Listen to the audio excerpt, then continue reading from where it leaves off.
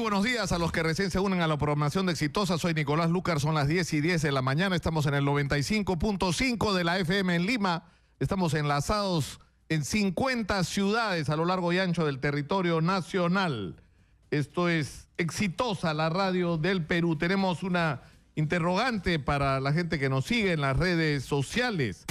¿Qué opinas? ¿Cuál es tu punto de vista? ¿Tú respaldas el acuerdo al que ha llegado o la reunión que va a tener el día de hoy Pedro Pablo Kuczynski con los representantes de los maestros en un contexto además un poco complicado, ¿no? Porque hay un sector que ya suscribió un acta el día de ayer de 7 puntos donde están representadas 6 regiones, o se supone que están representadas 6 regiones, pero hay otros sectores que no aceptan aparentemente este acuerdo y que desconocen la legitimidad de lo suscrito el día de ayer, lo cual complica el panorama. Vamos a tener información sobre esto, pero queremos saber cuál es la opinión que tienen ustedes. La reunión de PPK, ¿a qué hora es? 3 de la tarde, me parece 3:30 de la tarde, ¿no? Con los representantes de los maestros. Ojalá que haya acuerdos y no solamente con un sector, sino con todos los maestros que están en huelga en este momento y que se restablezca no solo la normalidad para bien de los alumnos, sino que se establezca una relación distinta entre el gobierno y los maestros basada en el respeto y en el reconocimiento que los maestros tienen que ser reivindicados. Nosotros queremos saber sus opiniones en el Twitter, en Radio Exitosa, en @exitosap, acá me lo han puesto mal, es @exitosap, me han puesto @Radio Exitosa. Y en el Facebook, en Exitosa Noticias, @exitosap y en Exitosa Noticias en el Facebook. Vamos a recibir de inmediato, a ver, no sé algo está pasando acá, pero yo he llegado hoy día a la radio y me he encontrado en la puerta con un grupo de maestros que me dicen no estar de acuerdo con lo que ha ocurrido el día de ayer, con el acta que ha firmado una delegación encabezada por el profesor Ernesto Mesa, que es el líder del SUTE regional de Cusco, que fue además el que inició todo este movimiento huelguístico magisterial. Van a estar con nosotros inmediatamente Félix Cóndor Trinidad, que es el secretario general del SUTE Pasco. Ya lo tenemos con nosotros. Muy buenos días, profesor. Buenos días, Nicolás. Saludar a usted y a todos los maestros de todo el Perú y muy especialmente a los maestros de la región de Pasco. Cuéntenos, ¿qué es lo que ha pasado? Ustedes habían constituido un comité nacional de lucha que era el que integraba las huelgas de todas las regiones que se habían, digamos, que estaban en este proceso, y se supone que este comité era el interlocutor con el gobierno, ¿no es cierto? Que era el que debía, los representantes del comité, reunirse con los representantes del gobierno y buscar acuerdos. ¿Qué es lo que ha pasado en las últimas horas? Estos acuerdos viene haciendo con el maestro Ernesto Mesa Tica desde la ciudad de Cusco, puesto que había iniciado la instalación de la mesa de diálogo. Pero resulta que también por parte del Ministerio de Educación nos convoca a todos los representantes regionales, que ahora en esta oportunidad sí le vamos a aceptar a todos, más no un solo dirigente, sino a todos, para planificar, ya que el presidente de la República ya les ha invitado para la mesa de diálogo en el Palacio de Gobierno. Entonces vamos a preparar un preacuerdo, vamos a tener, y luego entramos de acuerdo, preparamos. No, ustedes, señores, van a firmar, y si no, no van a ingresar al Palacio de Gobierno. Esa es la coacción que esta señora ministra nos ha impuesto. Y la verdad que, y si no ingresa usted, si no firma usted, no va a ingresar. Y entonces por eso les digo a todos los maestros que esto no fue... Ahora, ¿cuántos representantes había en esas de las regiones? Porque ¿cuántas regiones están en huelga en este momento y cuántas han firmado este preacuerdo que usted señala? Una de las razones nosotros hemos dicho que todas las regiones deben ingresar. Y una de ellos también debo decir, y bien clara y categóricamente denunciar, que el maestro de Walter Randía de Arequipa ha sido observado y no lo ha permitido. Y yo le pregunté, ¿por qué él está observando a mi colega? No, él debe explicar porque pertenece a otro grupo que es terrorista. Así le indicaron. Y así su asesor jurídico que tenía lo ha indicado de esta manera. Y luego, el día de ayer, eso fue el día martes, pero el día de ayer nos indica diciendo que ya pido 1000 disculpas, que fue una equivocación, fue un error de la información. ¿Y cuántas veces se estará equivocando? Y de esta manera, realmente, pues, decir que este reclamo que estamos haciendo no fue contundente y por lo tanto, yo, como he firmado este documento, como quiera hacer un preacuerdo para ingresar al Palacio de Gobierno y conversar con nuestro presidente PPK, lo cual pues ha permitido, y luego este documento lo llevé a mi base y mi base ha rechazado contundentemente porque en los acuerdos no hay una firmeza y una contundencia de que también beneficie a los maestros. Y en este caso uno de los puntos muy importantes es que tener un punto donde sea pues la evaluación no sea punitiva, o sea, no despido al magisterio. Y en ese sentido le decimos que esto debe refrendarse a través de un decreto o una resolución ministerial si realmente pues que esta evaluación es formativa. Por lo tanto, los maestros, muy especialmente de la región de Pasco, rechaza y los maestros a nivel nacional. Ahora, hay 7 puntos en el acta que han firmado el día de ayer. Ahora, usted dice que lo que ha ocurrido es que los que no firmaban el acta no entraban a la reunión de hoy. Exactamente. O sea que hoy día solamente van a entrar los representantes de 6 regiones. Bueno, y usted ya no está autorizado por sus representados a asistir a esta reunión. ¿No va a ir usted o va a ir? Nosotros, como quiera que hemos firmado, nosotros vamos a ser parte de este diálogo. Pero los que no firmaron no van a ingresar. Eso es lo que nosotros nos había dicho. Aún eso, ¿por qué no? Porque hay otros delegados que no han estado presentes por estar fuera de la ciudad de Lima y entonces están en camino.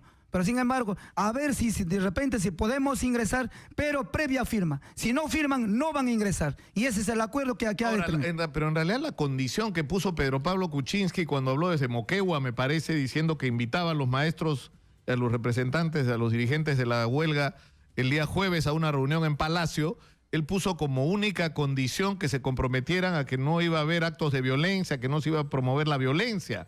O sea, yo entendí, creo que entendimos todos los que escuchamos la declaración del presidente, que esa era la única condición.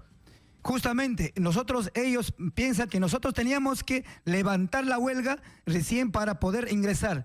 Y eso, nosotros los maestros somos las medidas que estamos tomando pacíficamente, en ningún momento hemos dado el terror correspondiente y así esta ministra nos ha indicado, nos ha satanizado diciendo que nosotros somos terroristas. Por reclamar nuestros derechos, ellos nos indican que somos terroristas. Y esto, el que les habla, no pertenece a ningún tinte político, solamente busco la defensa del magisterio, muy especialmente de la región de Pasco. Y esto no puede permitir, no se puede justificar de esta manera que nos ha coaccionado el día de ayer en el Ministerio de Educación. Aún hay guardaespaldas que no nos han dejado de salir para que de esta manera firmemos y si no, no ingresemos. Eso ha sido la condición para el día de hoy, para ingresar a las 3 de la tarde. O sea que, ¿qué va a pasar entonces finalmente hoy a las 3 de la tarde? O sea, ¿quiénes van a estar presentes en esa reunión? Lo que nos ha indicado para esta reunión del día de hoy es que tiene que estar el presidente de la República, el vicepresidente, va a estar el ministro de Economía y Finanzas, va a estar la ministra de Educación, asimismo también los congresistas quienes van a ser parte también de esta mesa y el decano del Colegio de Profesores, representantes de contratados, de los maestros contratados y asimismo 2 representantes de cada región. Eso es el acuerdo, pero siempre en cuando hayamos firmado. Y si no, no vamos a ingresar. Eso fue la condición de la ministra. Pero lo que no entiendo, si lo que van a discutir en esa reunión, se nos acaba de sumar el profesor David Sarmiento, el representante de los profesores contratados de Apurímac, ¿no es verdad? Sí, muy buenos días, Nicolás. Buenos días, colega secretario. Efectivamente, de antemano, primera intención, saludar a la región de Apurímac, a su vez a cada una de las regiones que no claudican. Y como ya es de saberse, ¿no? Lamentablemente, el caudillismo tiene patas cortas y se ha notado el día de ayer. Se nos ha tildado de alguna forma que aquí había un interés político. Una vez más, categóricamente desmiento, ¿no?, a nombre de cada uno de los colegas y secretarios de base nacional. En ese entender, estamos viendo una vez más que la señora ministra no da la apertura al diálogo, más al contrario, está coaccionando a los maestros. Ya, porque, o sea, para entendernos, porque a mí me parece sinceramente muy serio lo que está ocurriendo. O sea, la idea era tener una reunión hoy con el presidente para buscar una solución a la huelga, llegar a un acuerdo y a partir de ese acuerdo levantar la huelga.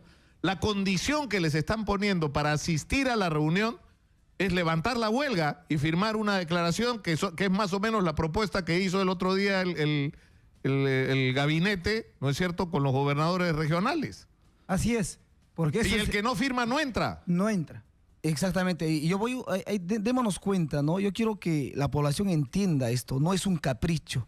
Hace rato hablaba el maestro, si hablamos de respeto y dignidad y de revalorar al maestro la carrera profesional de la docencia, como la misma ministra lo ha dicho, uno da condiciones, uno da apertura por criterio y sensatez. Hablamos en un Estado democrático, bien lo decía en la entrevista anterior, pero no se cumple.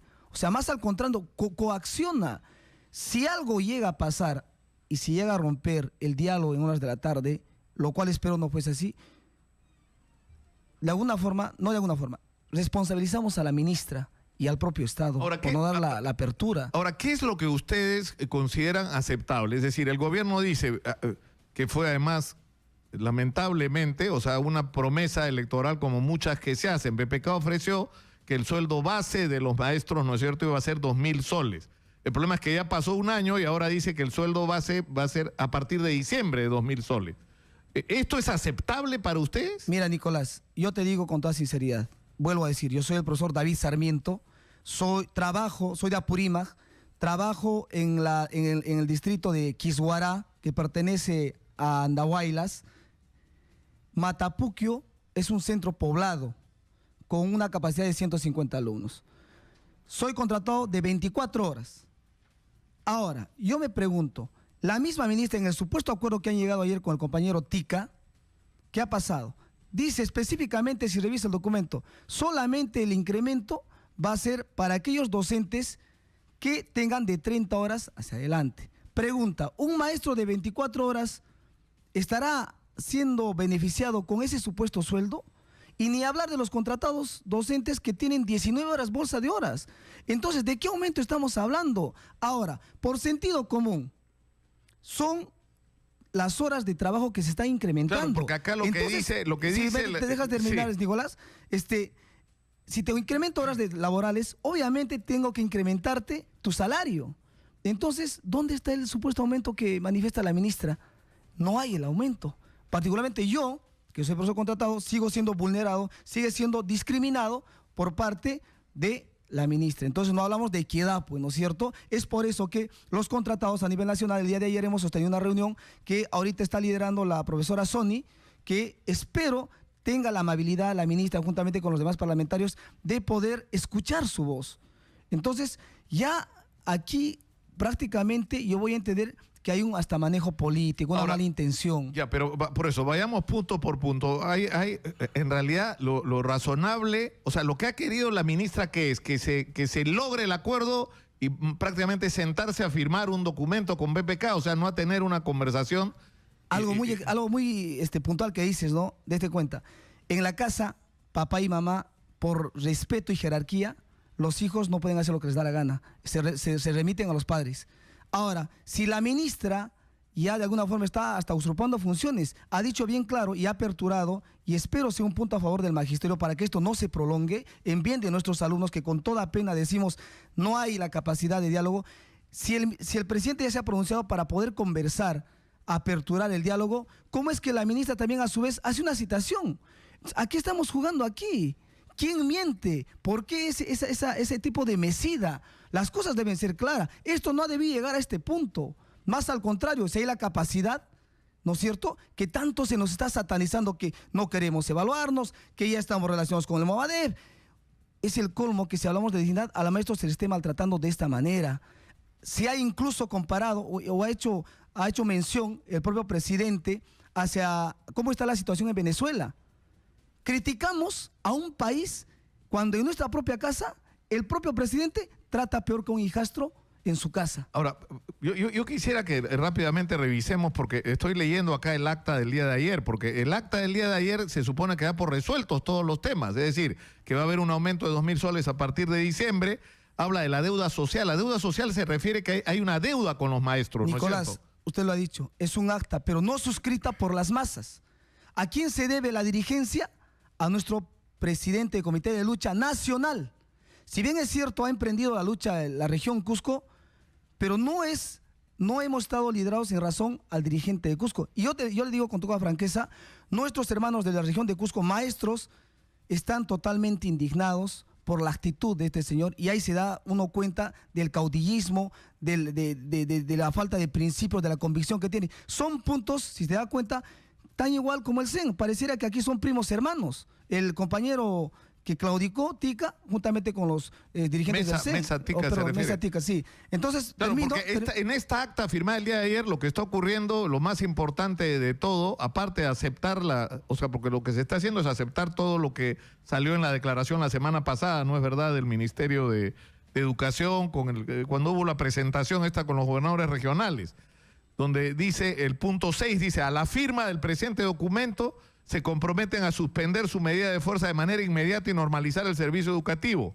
A los docentes que se encuentran fuera de su lugar de trabajo se les da un plazo máximo de 48 horas para reincorporarse a su centro de trabajo.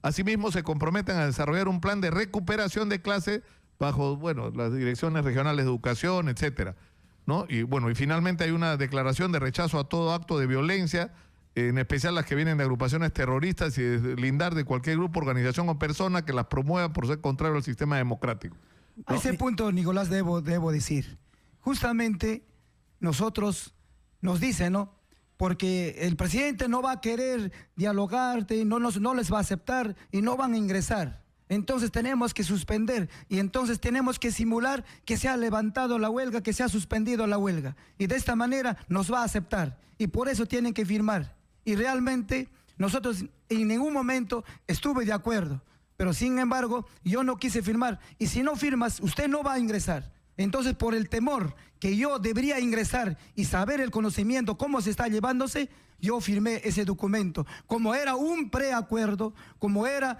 uno que realmente recién vamos a determinar, porque como dice acá el colega, tampoco están todos los dirigentes. Yo les rogaría, estamos en los estudios de Radio Exitosa con los profesores David Sarmiento, representante de los contratados de Apurímac, y Félix Cóndor Trinidad, secretario del SUTE de Pasco.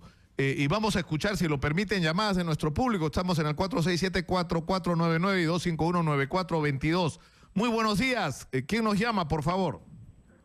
Buenos días. Habla la profesora Lisbeth Figueroa Zúñiga. Soy de Cusco. Estoy aquí, hemos venido acá una comisión de profesores de Cusco poniendo cuotas nuestros colegas. Mire, yo trabajo en la institución educativa San Francisco de Borja en Cusco, el colegio que ha sido fundado en 1621, donde estudió Tupac Amaru. Y realmente lo que está pasando es algo insólito. Nosotros tenemos más de 20 años de servicios, con maestría, con doctorado en educación, que hemos estudiado en la San Marcos, y la verdad de que es un insulto lo que nos hacen a los maestros. Somos un grupo en donde trabajamos con seres humanos, con personas, con gente, en donde tenemos que lidiar con padres de familia, con alumnos, con personas que realmente tienen problemas sociales por esta situación de corrupción y pobreza en la que se vive en el Perú. Sin embargo, nos indican de terroristas, sin embargo, nos indican que somos malos maestros, nos indican que no trabajamos. Eso no es cierto.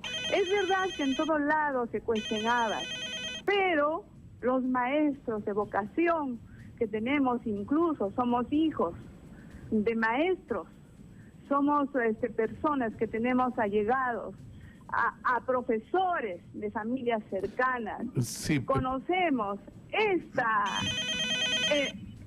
este perfil deontológico que hemos jurado. Claro, pero profesora, lo que de eso hemos hablado, creo, extensamente. Yo creo que si algo de bueno tiene esta lamentable situación que se tiene que enfrentar hoy con la paralización de los maestros, es poner en el centro de la atención la necesidad de reivindicar a los maestros en el Perú en todos los sentidos.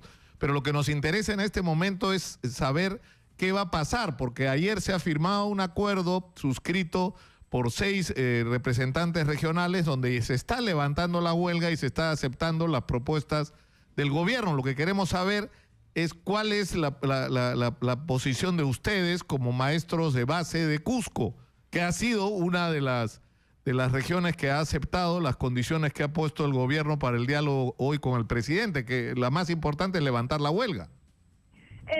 Mis colegas de Cusco están todavía en pie de lucha. Se están reuniendo, están analizando esta situación, que nos desconocemos este diálogo con el gobierno que se está dando, desconocemos en todo sentido. No vamos a aceptar que nos pongan a nosotros pautas antes del diálogo.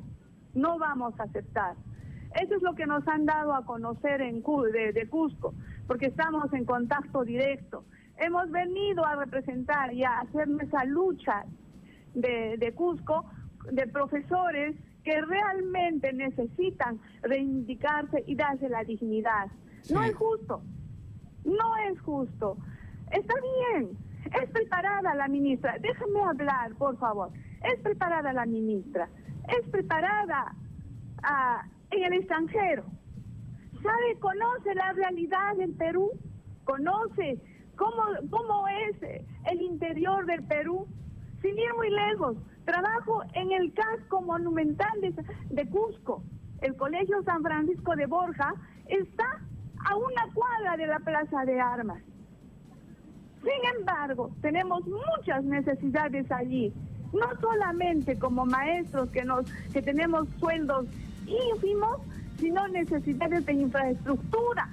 Sí, tenemos allí, no tenemos laptops, no tenemos una buena infraestructura donde tener casilleros. Yo creo que eso está clarísimo. Yo le agradezco muchísimo a la maestra de Cusco que nos ha llamado. Lamentablemente tenemos que terminar con esta secuencia. Vamos a estar a la expectativa. Yo creo que hay que llamar la atención. Quisiera que terminemos brevemente con usted, pero hay que llamar la atención sobre el hecho de que lo que se trata es, primero, tener un diálogo con los representantes reales del movimiento que está ocurriendo hoy en el magisterio, que es una huelga que se ha extendido por la mayoría de regiones del país. En segundo lugar, debería ser un diálogo sin más condición que la razonable, que es la de que no se va a aceptar ni permitir la violencia, ¿no es cierto?, ni la reivindicación de la violencia. Y en ese contexto buscar soluciones que sean satisfactorias y que sean realistas y sobre todo que ocurran, ¿no es cierto?, que no sean promesas, porque mesas de diálogo hay por todo el país que en general no sirven para nada, ¿no? Porque no hay lamentablemente las personas ahí en capacidad de decir, hoy va a haber una reunión con el presidente. Debería ser un hito, ¿no es cierto?, en términos de la reivindicación del maestro, ¿no? Claro, Nicolás, para puntualizar también, ¿no? Mire, ahorita tenemos el apoyo de la región de Apurímac y darle un saludo de Frente Defensa de Apurímac con padres de familia. Ahorita Apurímac hay un paro seco en respaldo a esta huelga de los verdaderos dirigentes del magisterio. Ahora, ese documento que tienes en mano, Nicolás, no representa pues a la verdadera dirigencia, al verdadero clamor magisterial. Eso tengamos bien en cuenta. Un poco a mí me incomoda, y soy sincero, es increíble que solo en nuestra nación peruana hay hasta prensa, la prensa misma, que de eso ratifico y lo digo categóricamente, se diferencia exitosa, desvirtúe la información como tal. No es posible que simplemente desagreguemos de todo un reportaje aquello que nos conviene. ¿Acaso eso nos da a pensar de que la prensa está manipulada? Y eso está repudiando el magisterio. ¿Por qué? Porque no basta de repente con el trato que nos da el ministerio, el Estado mismo, la misma prensa. Es decir, lo que tendría que ocurrir hoy a las 3 de la tarde en Palacio de Gobierno es una reunión del presidente con todos los representantes de los maestros que están en huelga, sin otra condición que la que el propio presidente puso, que es el rechazo y el repudio a cualquier forma de violencia para resolver los problemas. Y yo creo que eso debería ocurrir, eso me imagino eso debería ser, y en ese contexto ustedes están dispuestos a llegar a acuerdos. Nicolás, perdón colega, estamos dispuestos a conversar. Más al contrario, nosotros queremos conversar. Estamos llegando, por eso decía, al punto de Venezuela. En un estado de democracia, ¿acaso el diálogo no es el mejor camino, la mejor viabilidad para sentarnos, conversar, llegar a puntos comunes donde ya no se perjudique la comunidad estudiantil? O sea, por un lado nos dicen que sí, está está aperturada la comunicación, pero nos damos cuenta de que no es así. Nos están reprimiendo. En 2 días desde la semana pasada, nos han reprimido. Entonces, en un estado de derecho, yo pregunto al señor, termino con esto, ¿o es que lo han declarado en estado de emergencia y el maestro no sabe? Sí, terminemos con el profesor Félix Cóndor, que fue uno de los asistentes a la reunión de ayer, uno de los 6 firmantes. Ahora usted dice, yo firmé por la presión, porque si no firmaba no iba a estar en la reunión con el presidente. ¿Va a ir usted a la reunión hoy? Exactamente, hoy yo soy permitido para ingresar a esta reunión, pero también nosotros hemos insistido que debe participar todas las regiones, porque las regiones deben saber también qué es los acuerdos que estamos haciendo. No puede ser también como aquí nosotros hemos firmado. Pero por lo que da la impresión es que en la puerta va a estar parada la ministra de Educación con su acuerdo y el que no firma no entra. Eso es lo que ha puesto la condición. Eso es lo que ha puesto la condición. Y eso no puede. Eso no tendría que ocurrir. Ojalá que no ocurra. Bueno, yo les agradezco mucho por estar con nosotros. Vamos a seguir atentamente este tema a lo largo del día. Sí, quiero decirle, Nicolás, para terminar, gracias por este espacio. Y nosotros aquí, las bases, me han encomendado que este acuerdo rechazan rotundamente, y yo me demo a las bases y tengo que respetar todos los acuerdos de la base. Yo he sometido esta acta, si el acuerdo no es obedecido por mi base, y por lo tanto categóricamente rechazamos esta acta por la prisión que hemos firmado. Por lo tanto, el día de hoy se debe modificar y articular a las necesidades y a las expectativas del magisterio. Muchas gracias. Han sido el profesor Félix Cóndor, secretario general del SUTEP Pasco, y el profesor David Sarmiento, presidente del Comité de Lucha de las Bases de los Maestros Contratados de Apurímac. Nos vamos a la pausa. Regresamos con el dirigente del colegio, de la Federación Médica, el doctor Godofredo Talavera, que ya está con nosotros, y creo que en el caso de salud, si hay felizmente buenas noticias. Vamos a la pausa y regresamos con él. Con Nicolás Lucar en Exitosa.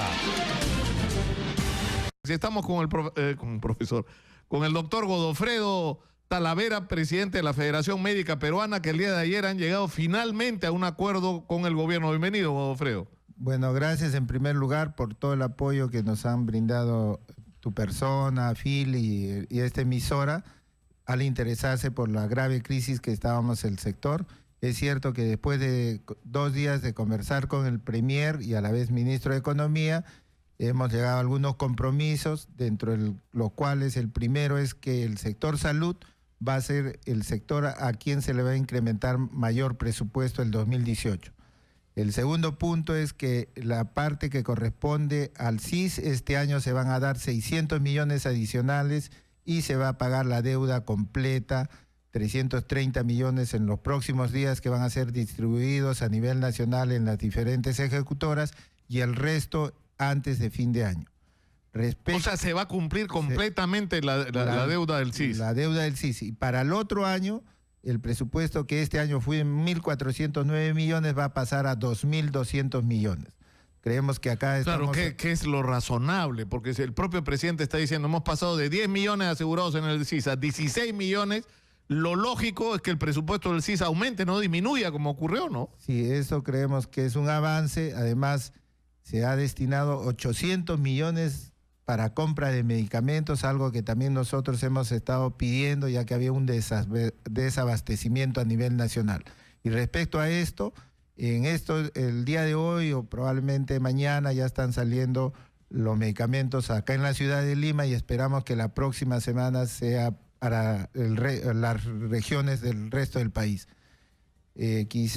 Además, nosotros teníamos una ley de trabajo médico, mejor dicho, tenemos, que algunos artículos fueron derogados el 2013 por esta pseudo reforma que se quiso implantar en el país. Sin embargo, el día de ayer ha sido firmada tanto por el presidente y premier y va a ser publicada el día de mañana. Como terminamos la conversación de muy tarde, no ha podido ser el día de hoy. Sin embargo, hay el compromiso que mañana sea publicada en El Peruano como corresponde. Quizás el punto más controversial todavía se mantiene respecto a la escala salarial. Sin embargo, hay el compromiso de iniciarla en enero del 2018 en una proporción razonable, debido a que ya sabemos pues una diferencia que existe y esto debía ser algo razonable y proporcionalmente a la diferencia que existe. Ahora, digamos, y esto hay que llamar la atención sobre esto, ¿no? Porque mucha gente decía, los médicos están en huelga por sus sueldos y sus sueldos es, digamos, lo único que no se ha terminado de resolver. Es lo único que está digamos, se ha abierto un proceso de negociación sobre esto, pero, ¿no? Claro, en realidad nosotros, las condiciones en que trabajamos, pues no podíamos seguir, sobre todo la parte del CIS, y acá sí estamos viendo que hay gestos de parte del gobierno, y la compra de medicamentos. Creo que falta todavía la compra de equipos, se está destinando un monto, creemos que es mínimo para toda la carencia que existe, un monto aproximado de 176 millones me parece, pero creemos que la necesidad es mucho mayor. Y en ese sentido también se han comprometido que para el próximo año este presupuesto para compra de equipos va a ser aumentado, ¿no? Esperamos que cumpla. Nos ha dado su palabra el Premier y a la vez Ministro de Economía, y esperemos pues que este 30 de agosto, donde se va a visualizar a través del proyecto de ley de presupuesto que va a presentar el Ejecutivo al Congreso, estén pues todos estos montos asignados, porque además nosotros hemos venido, yo quiero llamar la atención sobre algo a lo que han hecho referencia los maestros, y tú eres testigo también, Godofredo, y te tuteo porque te hemos entrevistado tanto que somos casi amigos, ¿no? La cantidad de veces que nos hemos visto. Y esto no tenía que ver con la huelga, porque esto venimos hablando hace rato. O sea, hemos venido llamando la atención sobre la grave crisis del sector salud. Y no se ha prestado la atención debida y no se ha reaccionado como finalmente siempre. O sea, lo que resulta lamentable es que tenga que haber una huelga y el perjuicio que esto implica para los pacientes y para los propios trabajadores, ¿no es cierto? Y para reaccionar frente a una situación tan dramática como la que estábamos viviendo. Sí, la crisis realmente se vivió pues los últimos meses del 2016 y esto pues lo hemos evidenciado estos últimos meses, ¿no? Entonces esto es lamentable que tenga que ocurrir pues huelgas, todo para tratar de darle importancia que merece la salud, ¿no? Esperemos que haya de parte del Estado haya pues una reorientación de lo que debe ser salud, del gasto, de hacer la verdadera reforma, impulsando el primer nivel de atención, ¿no?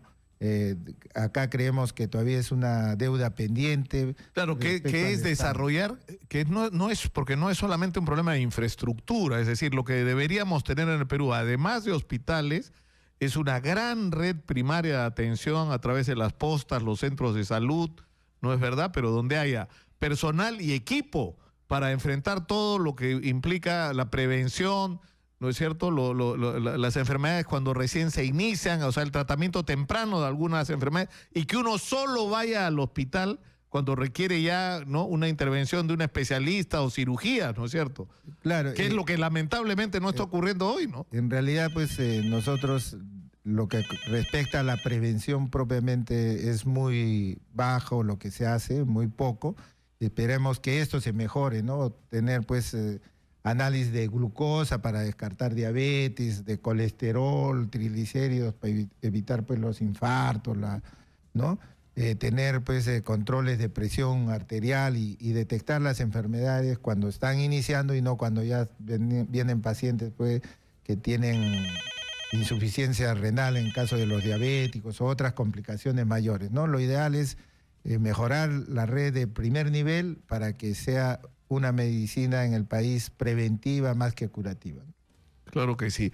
Tenemos, me dicen, llamadas del público. Estamos en el 251-9422 y 467-4499. Esta es Radio Exitosa, 95.5 de la FM en Lima. Adelante, por favor, escuchamos. ¿Quién nos llama? Aló, ¿qué tal? Muy buenos días. ¿Cómo estás? Sí, ¿Aló? la escuchamos. Adelante. Sí, ¿Qué tal? ¿Qué tal? Te saluda Mejín Robles del colectivo Manos Solidarias. ¿Cómo estás? Mira, nosotros como jóvenes, partir también por solidarizarnos con ambas luchas, tanto de los maestros como de los médicos, y plantear también que nuestra posición también en relación como parte del pueblo es seguir respaldando a esa derogatoria de esa ley, ¿no? Y defender el derecho a la gratuidad, el derecho a la educación pública y gratuita, ¿no? Entonces no podemos permitir que bajo tretas del gobierno se trate de dividir la diligencia del magisterio. ¿En función de qué? En función justamente de no atender sus demandas principales. Ahora también escuchamos, en base pues al dirigente de la Federación Médica, que se ha levantado la medida, pero tenemos conocimiento que existen todavía médicos en huelga de hambre y algunas bases a nivel nacional que todavía no suspenden la medida. Entonces pienso y pensamos como jóvenes hacer un llamado también a esos dirigentes, a que se pongan verdaderamente los pantalones y asuman verdaderamente las necesidades de ambos sectores. Pero... La educación en nuestro país es precaria, Nicolás, bien lo sabes tú por las entrevistas que has desenvuelto con los maestros. No podemos permitir que tretas de ese gobierno, ¿no?, que viene pues dividiendo el magisterio y no se cumpla con un derecho fundamental del pueblo, que es su acceso gratuito y público a la educación. Sí. No podemos permitir ese desastre que se está prácticamente atentando contra un derecho fundamental que tenemos de igual manera también con la salud. Entonces, queríamos de todas formas plantear nuestra posición como jóvenes que nos organizamos también en este colectivo y hacemos este llamado también al pueblo que insista y persista en seguir luchando contra la explotación capitalista. Muchas gracias por la llamada, que tiene su sesgo así, ¿no?, político, pero ¿cuál es la situación de la huelga exactamente? Sí. O sea, ¿qué está el profesor Munive, por ejemplo, y los otros, el doctor Munive y los otros dos médicos que están en huelga de hambre? El día de hoy propiamente se ha evacuado el último colega de la huelga de hambre, eso de las 2 de la mañana. No, este es un acuerdo por asamblea de los cuerpos médicos de Lima, donde mayoritariamente han votado por esta medida, y además las regiones también en una proporción considerable. Es un acuerdo mayoritario, no es unánime, pero sin embargo nosotros democráticamente tenemos que acatar lo que dice la mayoría, ¿no? Esa es la norma siempre que ha ocurrido en la Federación. O sea, habían sectores que no estaban de acuerdo y que pensaban que la huelga debía continuar, pero como es una decisión de la mayoría aceptar el acuerdo... se tiene que cumplir. Nosotros somos orgánicos en ese sentido. En Lima han sido pues notoriamente a favor de suspender, y en regiones ha sido más o menos 2/3 partes de suspender. No creemos que hay que acatar los acuerdos. Creemos que la lucha, particularmente nosotros estamos acostumbrados a luchar, tenemos una larga historia en la Federación de más de 70 años, y de repente esto no acaba acá, ¿no? Vamos a ver que se cumplan lo que está prometiendo el Premier, y bueno, si no lo cumple, volveremos a salir, ¿no? Tenemos más llamadas del público en la línea. Muy buenos días, adelante, escuchamos. ¿Quién nos llama? Buenos días, Nicolás. Te felicito por tu programa, que siempre nos mantiene, informados, ¿no? Soy María, del Cercado de Lima. Te comento que yo soy paciente usuaria del CIS, tanto yo como mi familia y mi señor padre. Nos atendemos en el Hospital Loaiza. Te comento de que eso de la escasez de medicamentos, de reactivos, no es de recién, no es del año pasado. Yo soy usuaria desde el año 2013, que me quedé sin trabajo y me tuve que inscribir al CIS junto con mi familia. Y este problema de que nunca hay medicamentos en la farmacia del CIS es desde que yo estoy inscrita, desde 2013, y se fue acentuando conforme fue pasando los años. Entonces yo me veo obligada a comprar siempre que nos dan una receta a los médicos. Claro, tienes que comprarla afuera. En la farmacia afuera, que me cuesta carísimo, ¿no? Porque aprovechan las farmacias que están alrededor del Hospital Loaiza. Pero por necesidad lo tenemos que comprar. En cuanto a los reactivos, igual, nunca hay, siempre ha sido falta. Entonces, eso de la huelga, yo estoy totalmente de acuerdo de que reclamen sus derechos laborales, como cualquier trabajador, ¿no? Pero lo que no me pregunto es de que por qué recién han hecho esta huelga ahora y no cuando estaba el gobierno anterior, que tuvo una mejor situación económica, ¿no? Entonces, eso es lo que es mi pregunta, en cuanto a por qué no reclamaron los derechos, sus derechos laborales y toda la falta de medicamentos y reactivos desde el gobierno anterior.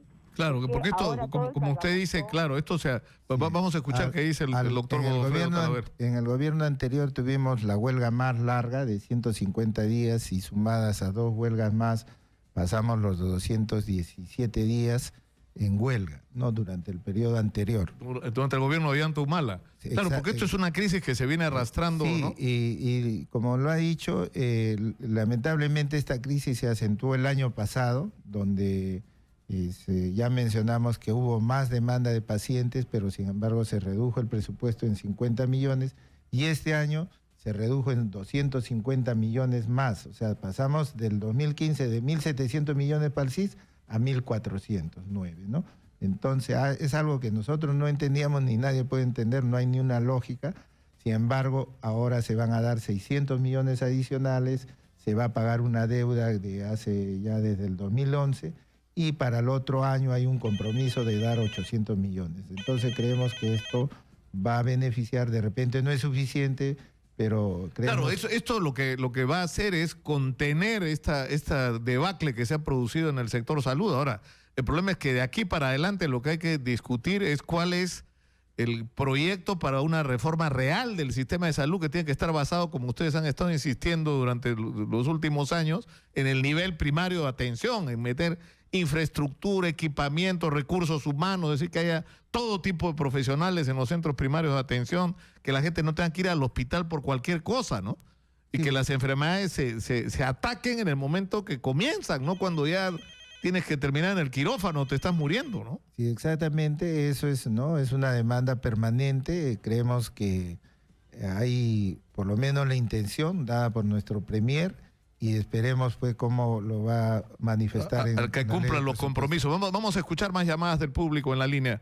Muy buenos días, adelante, escuchamos. ¿Quién nos llama, por favor? Buenos días, señor de Trujillo, Carlos, un ciudadano. Adelante, quiere Carlos. expresar su opinión. Señor Lucas, mire, en el Perú habemos millones de peruanos, personas que trabajamos como todos y pagamos la educación de nuestros hijos. Nos curamos también por nuestros propios medios. Yo creo que es perverso, es malo que se apoye una cultura del no pago, de la gratuidad.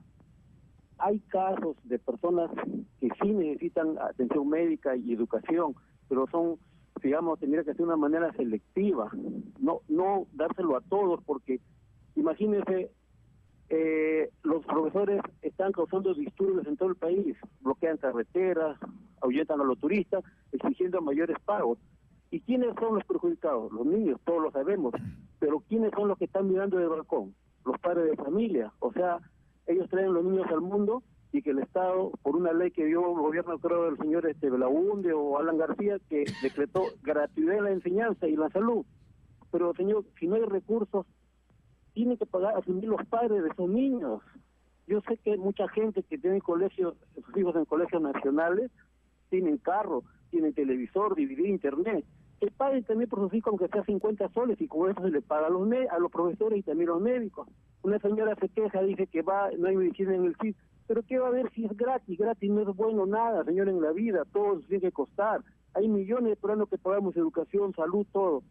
Entonces, con ese criterio, que el gobierno dé una ley que diga que el Estado tiene que darle auto a todos, que dé una ley que tiene el Estado que darle casa a todos, que el Estado nos dé todo. No, señor, no hay que regalar pescado, hay que enseñar a pescar.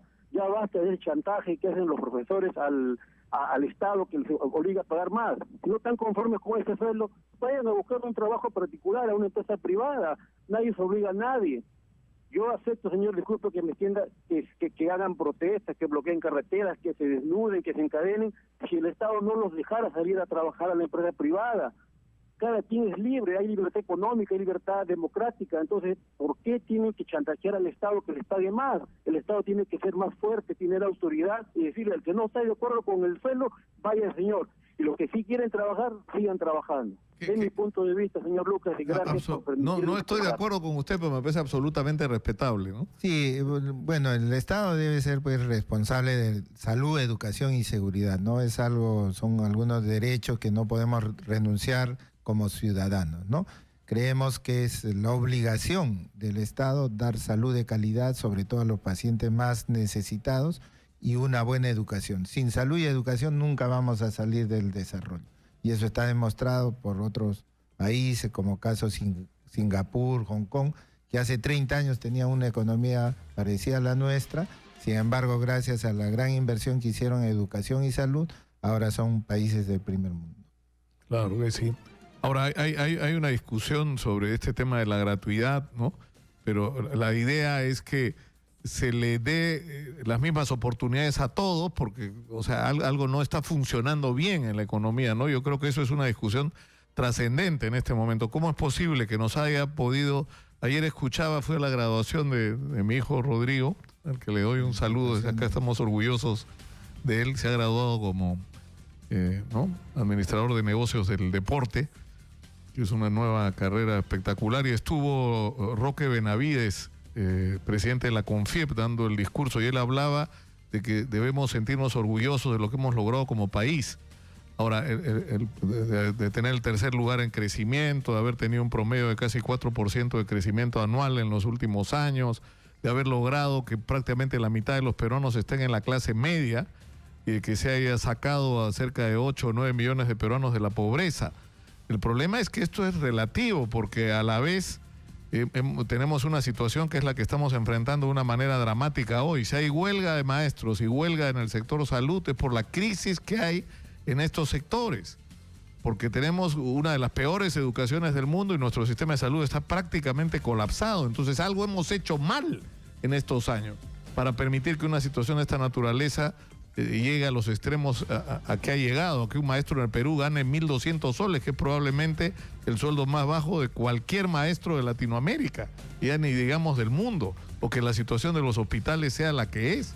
Entonces yo creo que todos estos temas que estamos enfrentando nos tienen que obligar a todos a una reflexión sobre los ajustes que hay que hacer y los cambios que hay que hacer en la manera como se han estado manejando las cosas. Yo le agradezco mucho al doctor Godofredo Talavera por estar con nosotros esta mañana, muy gentil. Muy agradecido también a ti, Nicolás, por todo lo que has hecho por la salud, estos reportajes, etcétera. Igual a Philly y al resto de trabajadores de esta empresa exitosa. Estamos para eso, simplemente creo que estamos cumpliendo nuestro deber, porque lo peor que pueden hacer los medios de comunicación es convertirse en bocinas de lo que los representantes del gobierno quieren que se diga, o de estar atacando de terroristas cada vez que alguien protesta, y en la mayor parte de los casos la gente protesta con razón, y en todos los casos los conflictos terminan dándole la razón a la gente. Vamos a la pausa y regresamos con más. Vamos a hablar de la situación en Venezuela. ¿Fue un error o no fue un error? Voy a ser bien provocador con nuestras invitadas. ¿Fue un error o no fue un error que la oposición no fuera la constituyente en Venezuela? ¿Tenía o no tenía Nicolás Maduro derecho constitucional a convocar a esa asamblea? ¿No hubiera sido otra la situación del país, hermano de Venezuela, si la oposición hubiera actuado de otra manera? Está complicada. De eso vamos a hablar tras la pausa. Volvemos. En Exitosa.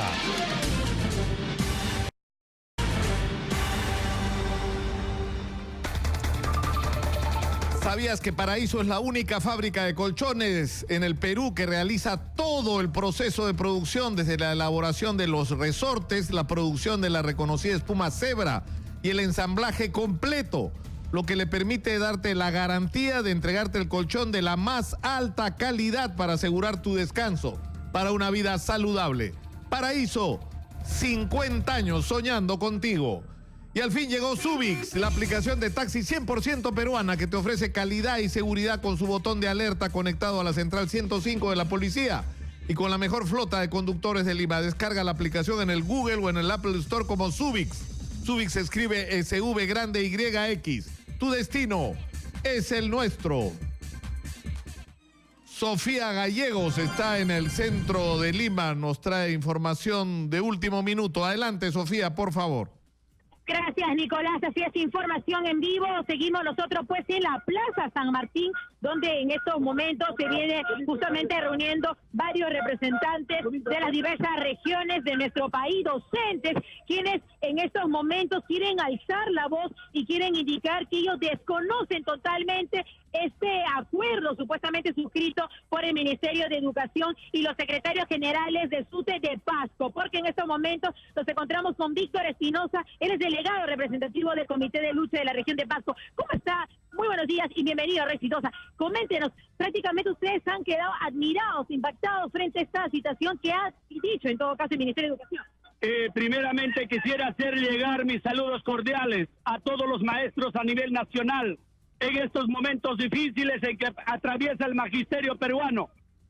El día de hoy, los 5.000 maestros del departamento de Pasco, nos quedamos con la sorpresa en que el día de ayer nuestro dirigente había firmado un acta de compromiso con el Ministerio de Educación.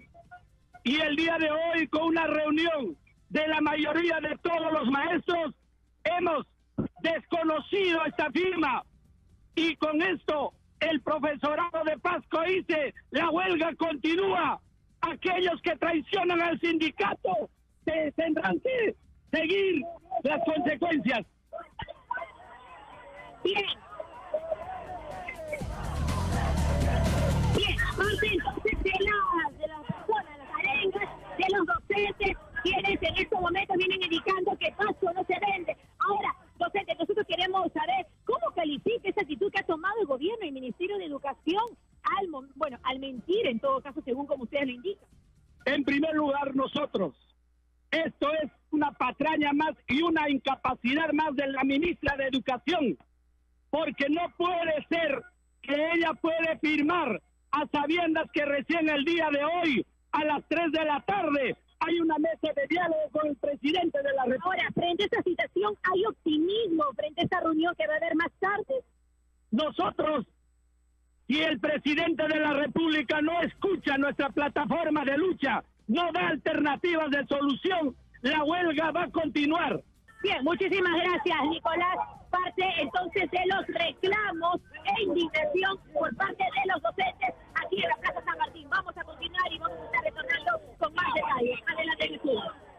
Muchas gracias, Sofía. Bueno, la situación continúa tensa y vamos a hacer votos porque se lleve a la práctica lo que fue el compromiso del presidente en Moquegua. El presidente dijo, vamos a tener una reunión en Palacio de Gobierno el día jueves con los representantes de esta huelga, los representantes de estos maestros que están en huelga, y mi única condición, lo dijo el presidente, es que se rechacen y se condenen cualquier actitud o cualquier forma de violencia.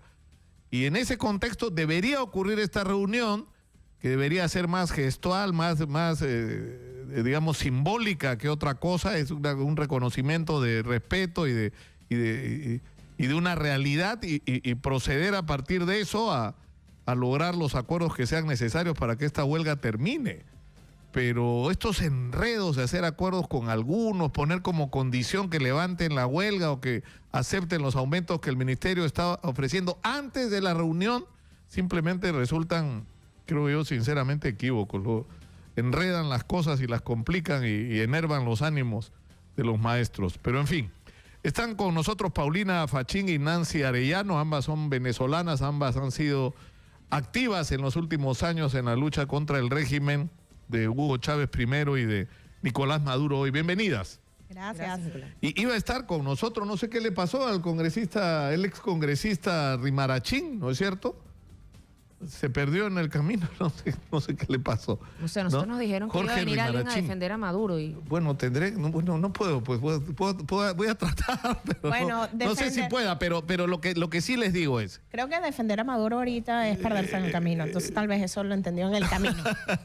Puede ser. Pero, es decir, yo pregunto lo siguiente, ¿por qué la oposición tomó la decisión de no ir a la convocatoria de la Asamblea Constituyente? Es decir, porque se ha usado argumentos, yo el otro día revisaba la Constitución no dice, en la Constitución vigente en Venezuela, la Constitución bolivariana esta, que el presidente no puede convocar. El presidente sí tiene la capacidad de convocar una constituyente. Hay dos pasos. O sea, el tema es que el artículo 347 establece que el pueblo es el depositario de La soberanía, ¿no? de la soberanía. De la soberanía. Es una declaración El poder genérica, ¿no es cierto? originario, y por tanto puede convocar a una Asamblea Nacional Constituyente. Así lo dice. Después el 348 te dice es quienes pueden ejercer la iniciativa, porque obviamente el pueblo es una entelequia. Si yo digo que el pueblo puede convocar allá, ¿y cómo convoca? O sea, ¿quién es el pueblo? ¿Cuántos son el pueblo? Dice, el presidente dice. El presidente puede ejercer la iniciativa de convocatoria. Fíjate que antes te dice convocar, pero después te dice iniciativa de convocatoria. Es decir, yo digo ahorita, Nicolás, vamos a bajar a tomarnos un café. Y tú me dices, no, yo puedo lanzar mi iniciativa. Pero para que este pueblo pueda hacer algo... Claro, pero en ninguna parte dice que tiene que haber un plebiscito, un referéndum previo no para... leer un artículo nomás. O sea, eso es como que tú me digas a mí... Claro, pero no dice, pues debería decir, la condición para que se realice una modificación constitucional o una asamblea constituyente es que se convoque un plebiscito que lo autorice y la gente vote por sí o no. Eso no dice. Pero sí dice, dentro de los mecanismos de consulta y de participación popular está el referendo, y dice en qué materias será llamado a referendo el pueblo, y que esa es la forma de participación directa de la democracia participativa y protagónica que se plantea también en los principios fundamentales. Es decir, o sea, nosotros no podemos leer la Constitución nada más con 1 o 2 artículos. Y además, claro, o sea, tú que eres abogada, que sabrás más que yo de ese tema. Claro, pero, o sea, yo sinceramente no entendí. Si ustedes tienen, o sea, si la oposición tiene mayoría, si ya le ganó el Congreso, claro, ¿no pero es cierto? Y las bases comiciales. Convoca una, y si tú tienes una mayoría, como se supone que es abrumadora sobre Maduro, lo barres pues en su propia constituyente. Por eso, convocada por él, como a Pinochet se le ganó en su plebiscito ese sí, pero es que ya nosotros lo hicimos el 5 de diciembre del 2016 y le ganamos con 113 diputados y le ganamos con 14 millones de votos. Entonces, o sea, ¿qué hacemos nosotros? Desconocemos esos 14 millones de votos, desconocemos y le damos una espalda a estos 113 diputados. Bueno, el TCJ lo desconoció, de hecho. Entonces, nosotros vamos a apoyar lo que estamos denunciando, que es el desconocimiento del Tribunal Supremo de Justicia a lo que es el Poder Legislativo, que es lo que inició estos ya más de 130 días de huelga, de muertes, de la gente con coraje y con valentía en las calles. No podíamos, Nicolás. Pero ¿cuál es el proceso? Pero según la Constitución... Nicolás, ponle tú que la oposición decía, está bien, vamos, ya. Ahora te vas a las bases comiciales. Y entonces en las bases comiciales resulta que no es que cualquiera va, ojo. No es que estaba tan abierto, o sea, así como discusión que no es, sino es las reglas. Las reglas de juego las impuso Maduro. Claro, y las reglas del juego además crearon este tema del voto corporativo e incluso las candidaturas corporativas. Donde yo digo además, mira, te voy a dar un ejemplo. Mi mamá estaba metida en el sector misiones, cuando mi mamá nunca ha estado en una misión. Entonces, ¿qué clase de representatividad hay esa? Es decir, la representación en la constituyente no era solamente la directa, sino una representación. No fue directa. No fue directa. Ni siquiera las candidaturas. Y eso viola la Constitución porque las elecciones en Venezuela son pero entonces ya, ¿cuál es la solución que tiene política a la crisis de Venezuela? Porque, o sea, tú tienes un Congreso donde hay una mayoría de la oposición que ¿qué atribuciones tiene? Ninguna. Según el TCJ, ninguna. Pero tú tienes todas. Pero no, las tiene todas las que la Constitución establece. Pero ninguna, o sea, las dos tienen razón. Realmente. Todas y ninguna. O sea, tiene legalmente todas, pero ninguna en términos prácticos. Y por eso es que estamos hablando de que hay dictadura en Venezuela, porque se está desconociendo un poder que está previsto en la Constitución, que lo desconoció primero la presidencia de la República y luego el Poder Judicial del país. Y eso es lo que ha generado todos estos pronunciamientos de la comunidad internacional. Ojo, que es hablando que en Venezuela hay un quiebre del hilo constitucional, hablando que en Venezuela hay un quiebre de la democracia que se ratificó este 30 de julio. Y cuando tú te pones a revisar es un entramado, porque entonces tú dices, pero ¿y quién nombró al Tribunal Supremo? Resulta que la Asamblea Chavista en diciembre, de forma ilegítima, de una forma express, un 23 de diciembre, nombra a todos estos magistrados que luego, cuando se toma el poder en efecto, busca la manera de quitarle las atribuciones y además asume atribuciones, el Tribunal Supremo, que no le corresponden, tanto del poder legislativo, cosa que es absurda, siendo un poder delegado. Sí, me dicen que ha ocurrido un crimen en San Miguel. Giancarlo Andía está ahí. ¿Qué pasó, Giancarlo? Cuéntanos, por favor. Información en vivo desde San Miguel, exactamente desde la cuadra 1 del Jirón Comandante Espinar.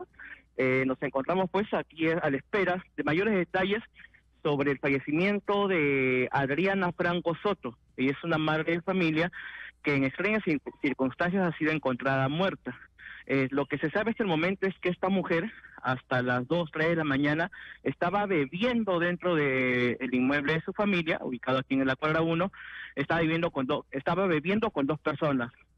La policía, agentes de homicidios de la IRINCRI han ingresado al lugar para esclarecer cuál es la participación de estas dos personas. Una de estas personas se ha identificado como Alexander.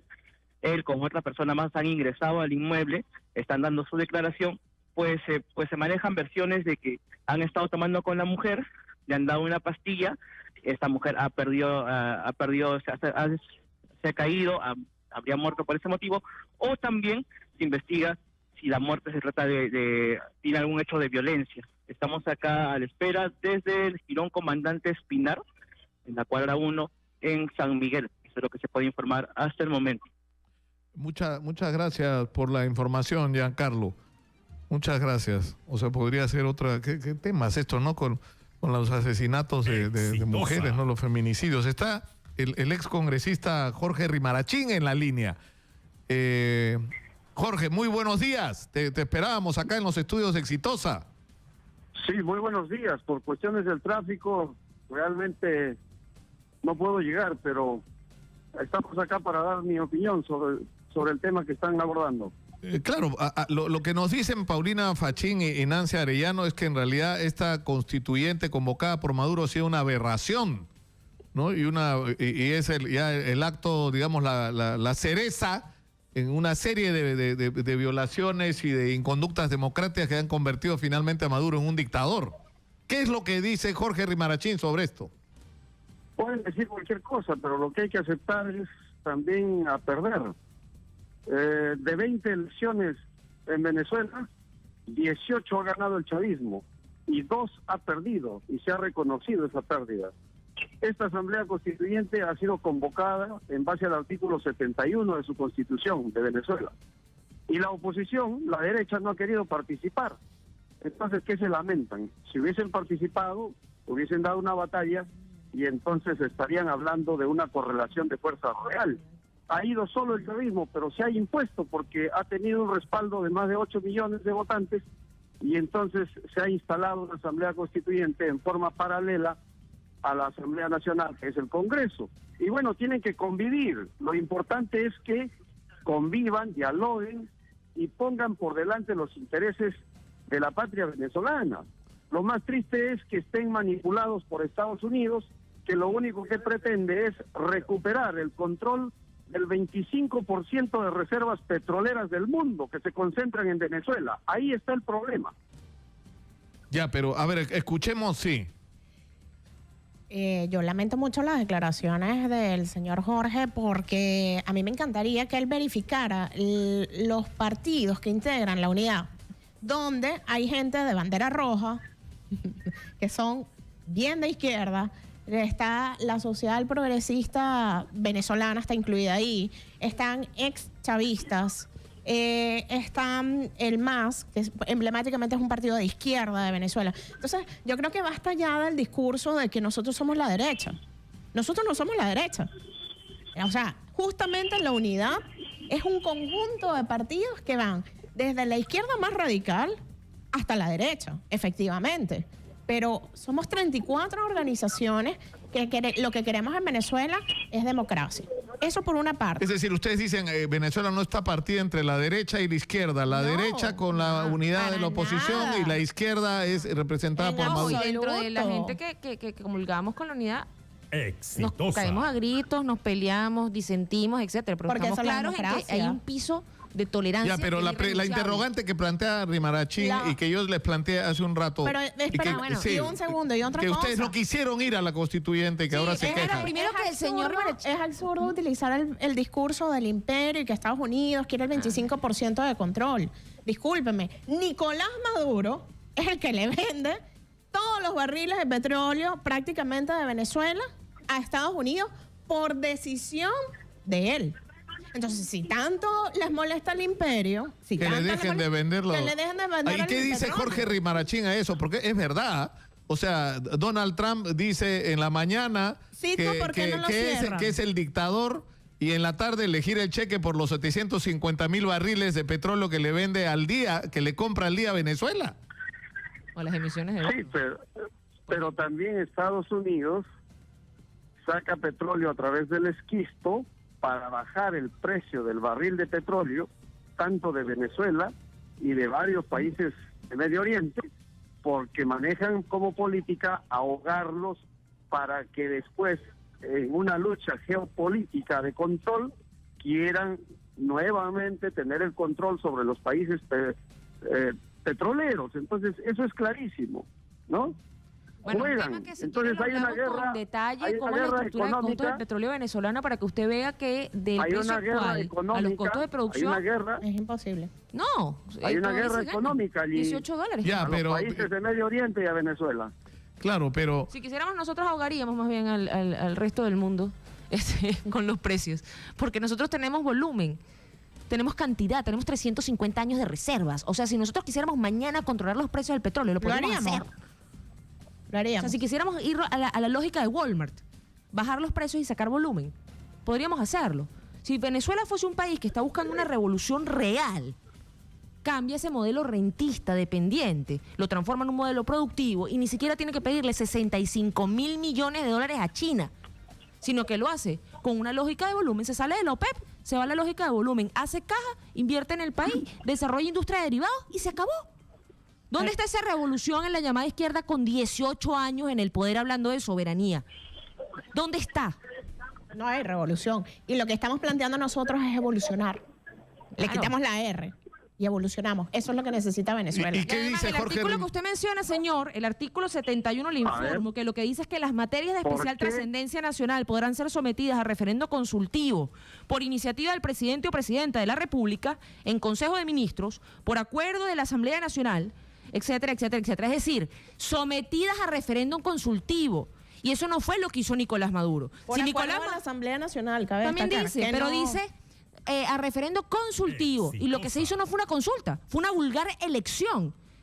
Vas igual al patíbulo, pero elige quién va a ser la persona que te va a asesinar. ¿Quién va a ser tu verdugo? Eso es absurdo. A ver, permítame. Sí, adelante, Jorge, por favor. Está Jorge Rimarachín en la línea de congresista del Partido Nacionalista. Adelante. El Perú y en Radio Exitosa no se va a resolver el problema de Venezuela. Sin embargo, hay que aclarar que no vengan a mentir. La derecha, cuando estuvo en el poder, fue una derecha corrupta, saqueadora de los recursos naturales y del petróleo de Venezuela. Cuando el chavismo llega, impone dignidad, recupera la materia prima, recupera el control sobre los recursos. ¿Y qué ha hecho con eso? Y la derecha llora. No, cuando el chavismo llegó... Sí, perdón, pero que termine la... Sí. ¿Qué han hecho con eso?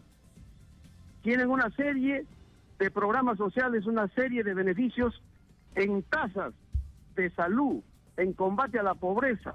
Venezuela encabeza, a diferencia de otros países de Latinoamérica. Tienen problemas de crisis económica, problemas de inflación, etcétera.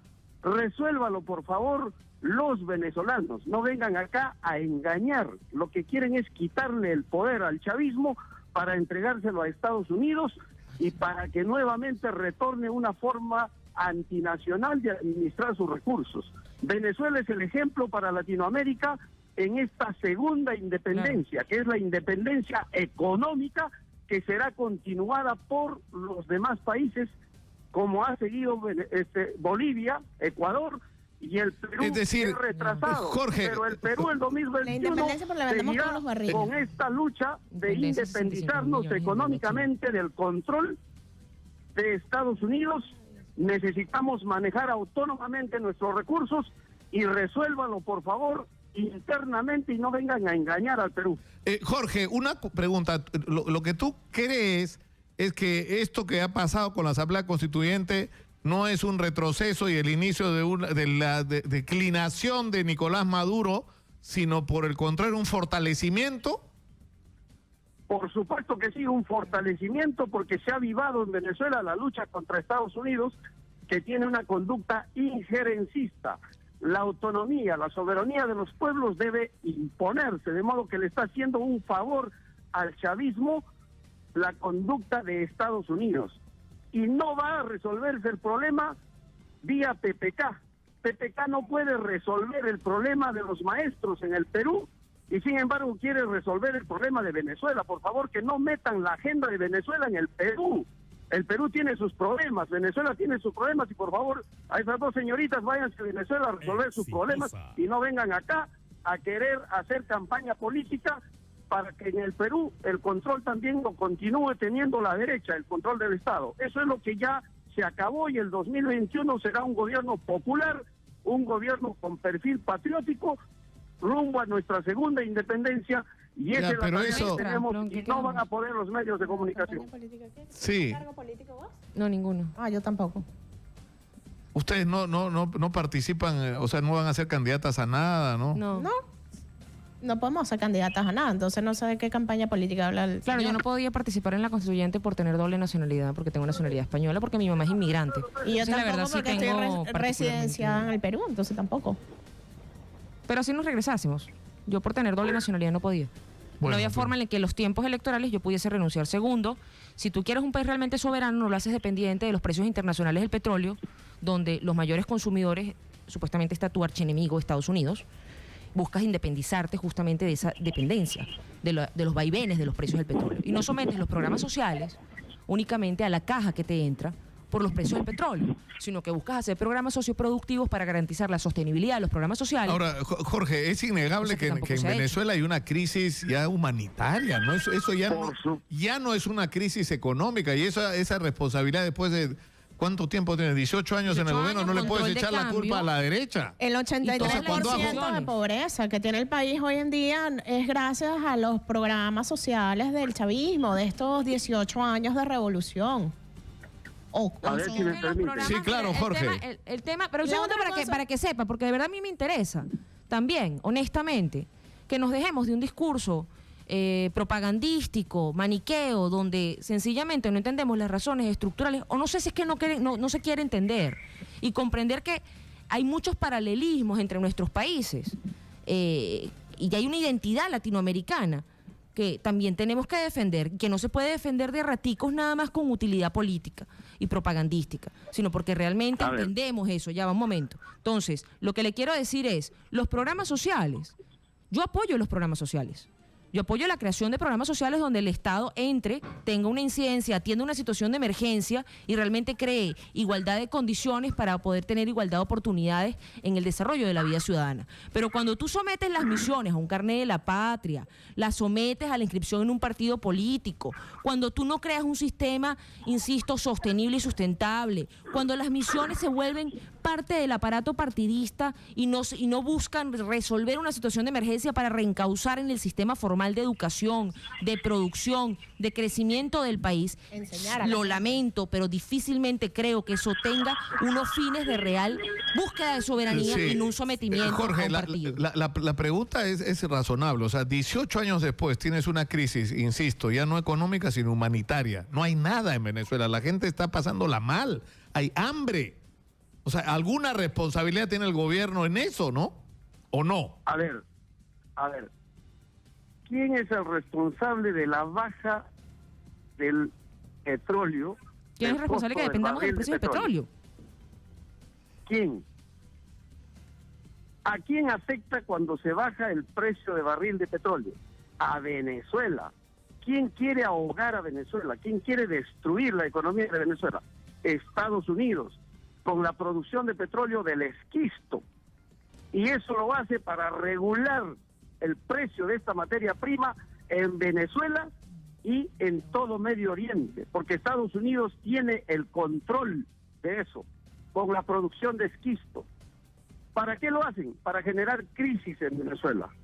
Yo sí creo que la discusión en Venezuela debe ser cómo fijar estrategias para consolidar una independencia económica que permita virar de la producción y control solamente del petróleo a otros terrenos productivos. Pero eso es un tema de la agenda propia de Venezuela. Ya pues, pero Jorge, pero 18 años después está gobernando, no tienes que poder decir, a ver, ¿qué vamos a hacer para diversificar productivamente a Venezuela? Pues no te pases. Esa fue la que prometieron. También fue 18 años, pero que el pueblo defina en las ánforas el futuro político de ellos. Bueno. Ahora, tenemos que... Pero ¿por qué, señor Jorge? ¿Y qué opina usted sobre la injerencia directa, pública, notoria del gobierno de Cuba en Venezuela? Porque se habla, según usted, solamente ha habido injerencia del imperio donde nosotros le vendemos todo el petróleo y donde los corruptos tienen todas las cuentas allá y las casas y los carros. Pero, ¿qué opina usted de la injerencia de Cuba? A ver, también de la injerencia de Rusia, de Irán y de China, que han puesto portaaviones al frente de la costa de Venezuela para proteger. Se ha vuelto a la guerra fría, se ha vuelto al equilibrio. Es que tiene que haber un equilibrio.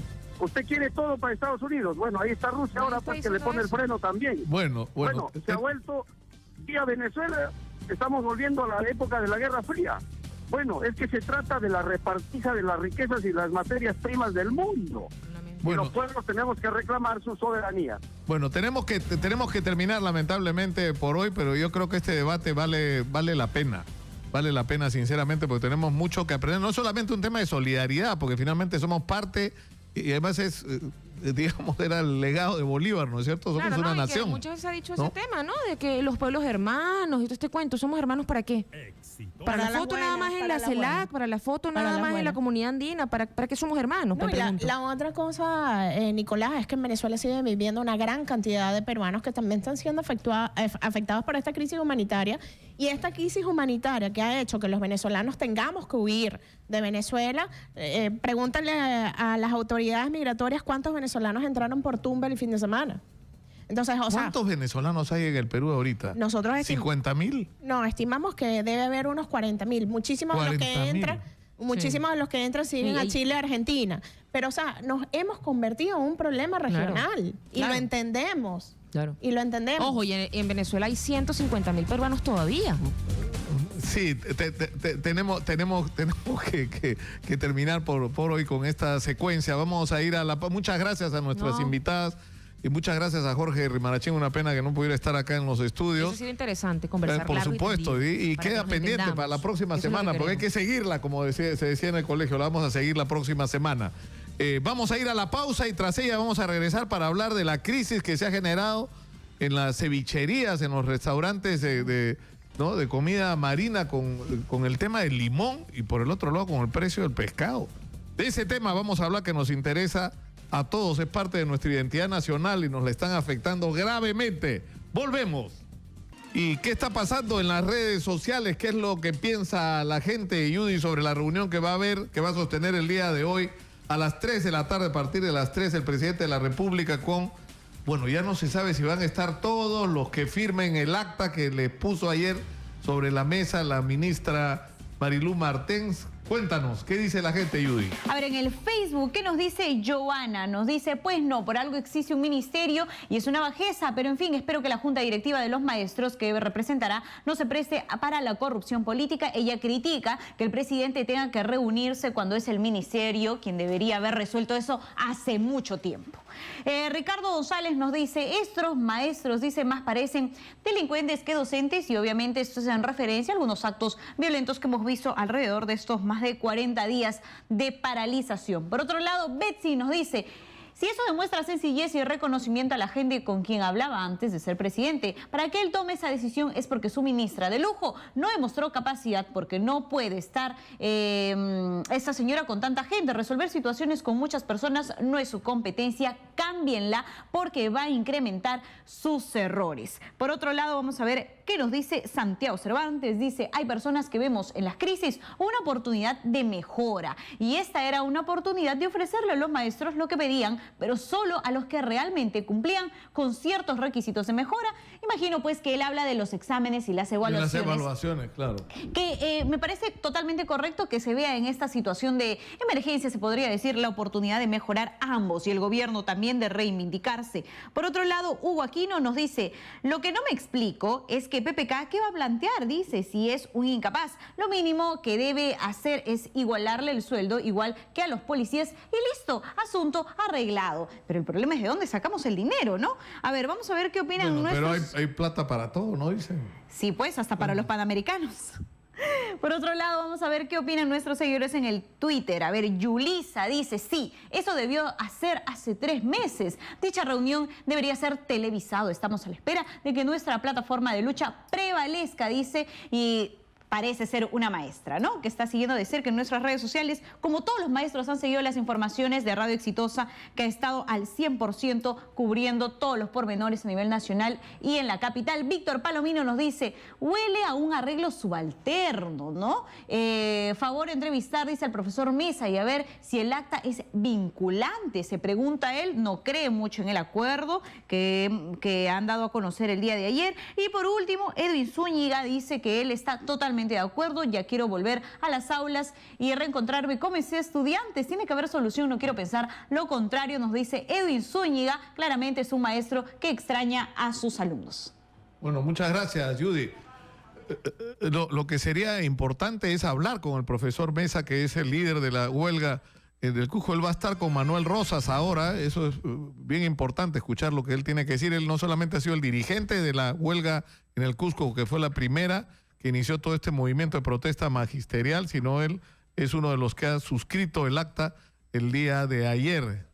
Erika Rado está con la protesta de las obstetras, que es un tema pendiente en el centro de Lima. Adelante, por favor, Erika. ¿Qué tal, Nicolás? Muy buenas tardes. Información en vivo, así es. Nosotros nos encontramos precisamente ya iniciando esta movilización por parte de las obstetras. Ellas han estado concentradas en la Plaza Bolognesi y en estos momentos ya se dirigen por la avenida Guzmán Blanco hacia el Ministerio de Salud. Vamos a conversar con la licenciada Mimi Rojas Silva, secretaria general de la Federación de Obstetras. Bienvenida a Radio Exitosa. Ya el sector de médicos ha solucionado el tema de la huelga. ¿Cómo van las conversaciones con el sector de obstetras?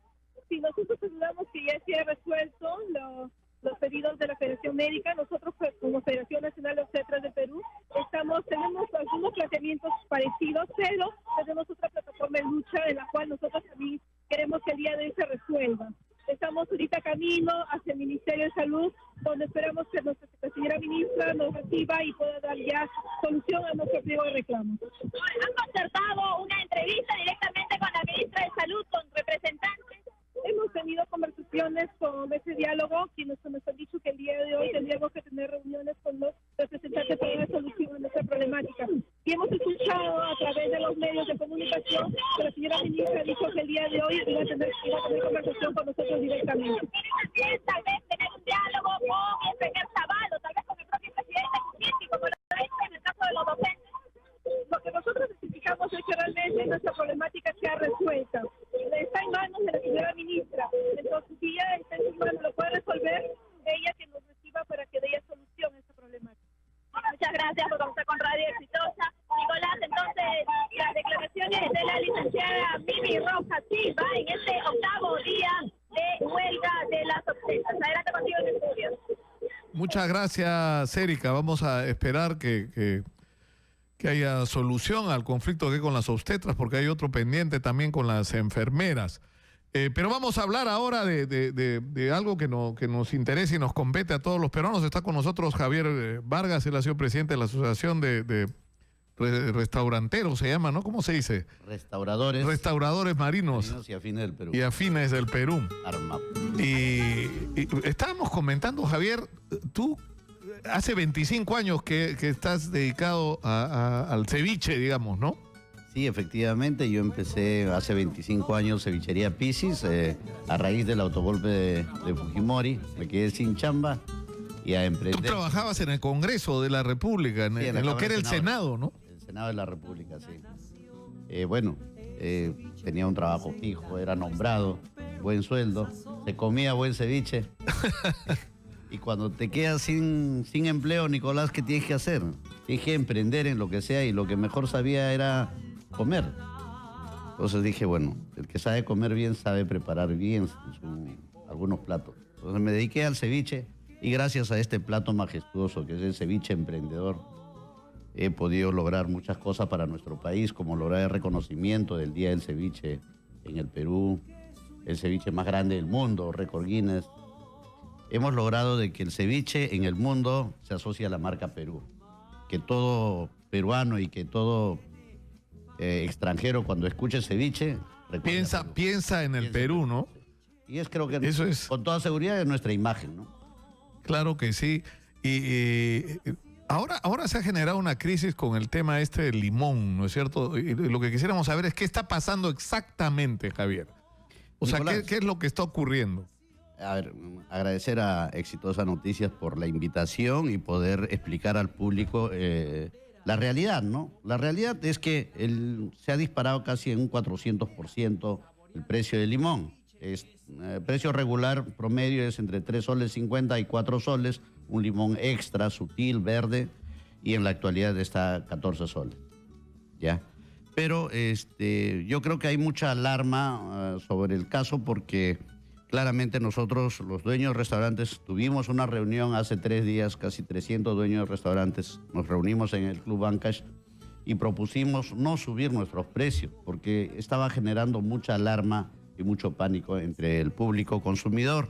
Que yo creo que cada peruano por lo menos consume 2 veces por semana el ceviche y no estaba sucediendo eso. Había gran ausentismo en las cevicherías y nosotros queremos darle ese mensaje de que no es cierto, que nosotros... Pero el primer mensaje es que los precios no van a subir y no es cierto. En las cevicherías no han subido los precios. Nosotros seguimos apostando por, si es posible, tener menor utilidad, menores ganancias, pero que no vamos a subir el precio de la cevichería. Ese es el primer. Ahora, ha habido por ahí rumores de que están usando sustitutos para el limón, pero eso es imposible, ¿no es cierto? O sea que no hay nada que reemplace al limón para hacer un buen ceviche. Nicolás, yo considero que es un pecado utilizar otros cítricos, mejor dicho, un ácido cítrico que manifestó por ahí un medio de comunicación. Yo creo que no.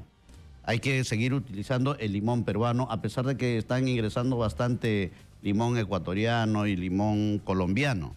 Nuestro mensaje es utilizar limón peruano y nosotros, la asociación, tenemos un convenio con los productores de Tambo Grande para que nos envíen a un precio más económico que el del mercado y en la actualidad nosotros tenemos este limón super extra a 12 soles 50 como asociación.